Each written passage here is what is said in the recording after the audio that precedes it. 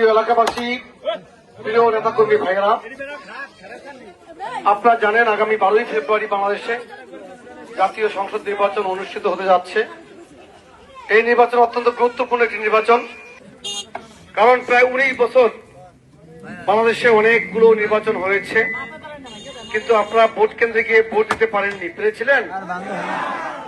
শুধু ভোট দিতে পারেননি তা নয়, ঘরে ঘুমাতে পারেননি, হয় জেলখানায় ছিলেন, না হয় ফেরারি জীবনযাপন করেছেন শুধু বিএনপি করার অপরাধে।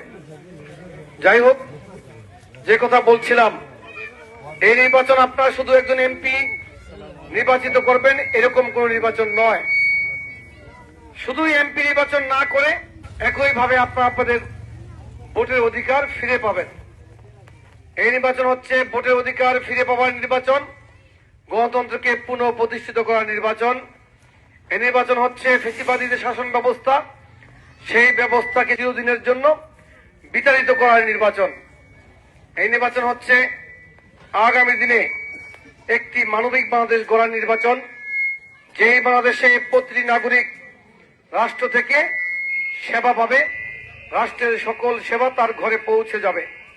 আমাদের প্রিয় নেতা বিএনপি চেয়ারম্যান জনাব তারেক রহমান ইতিমধ্যেই আগামী দিনে বাংলাদেশ কেমন হবে, নতুন বাংলাদেশ, তার রূপরেখা দিয়েছেন।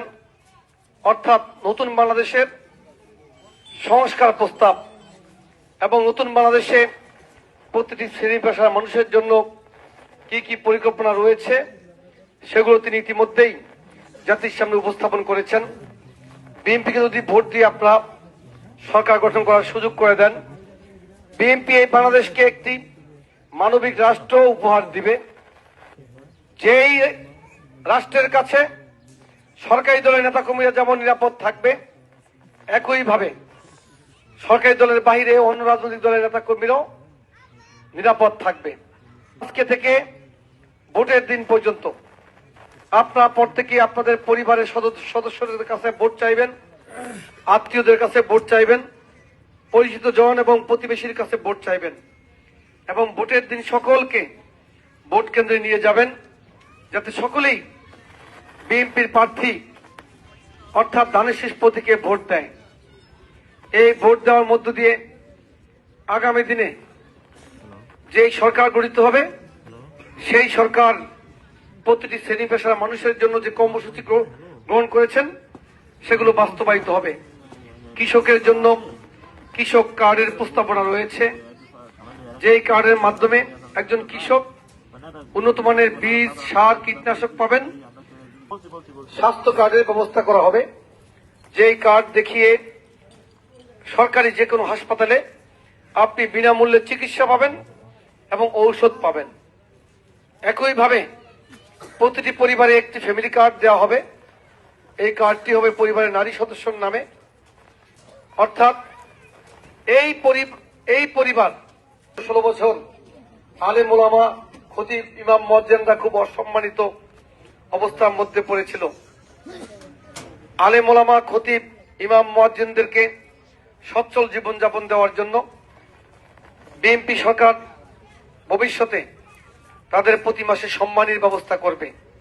তাদেরকে প্রশিক্ষণ দেওয়া হবে যাতে তারা ক্ষুদ্র ক্ষুদ্র উদ্যোক্তা হতে পারে, বাড়তি রোজগার করতে পারে। একইভাবে ধর্মীয় প্রত্যেক উৎসবে তাদেরকে প্রণোদনা দেওয়া হবে।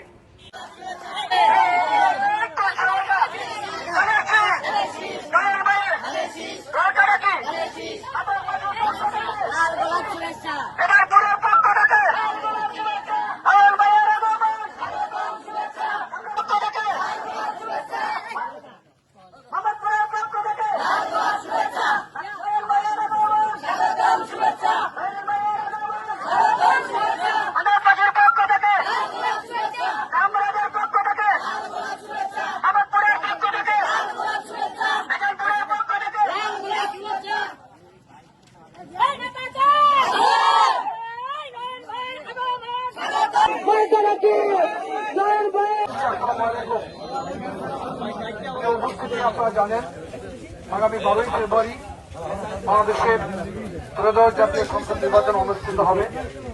এই নির্বাচনে আপনারা প্রত্যেকেই প্রস্তুতি গ্রহণ করুন আপনারা আপনাদের পরিবারে যারা রয়েছে, আপনাদের মা বোন আত্মীয় স্বজন প্রতিবেশী প্রত্যেকের কাছে আপনারা আজকে থেকে ভোট চাইবেন এবং ভোটের দিন সকলকে নিয়ে ভোট কেন্দ্রে যাবেন।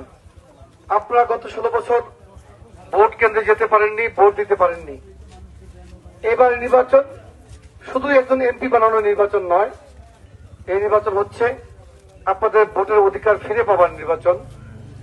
এই নির্বাচন হচ্ছে গত 16 বছরের ফ্যাসিবাদী শাসন ব্যবস্থার নির্যাতন, নিপীড়ন এবং বঞ্চনা থেকে মুক্তি পাবার নির্বাচন।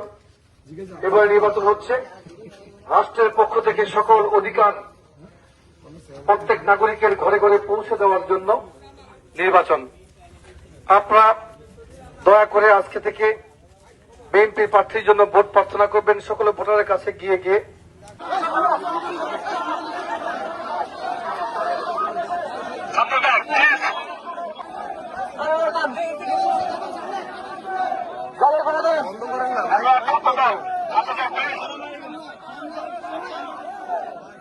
মাইক বন্ধ, মাইক বন্ধ।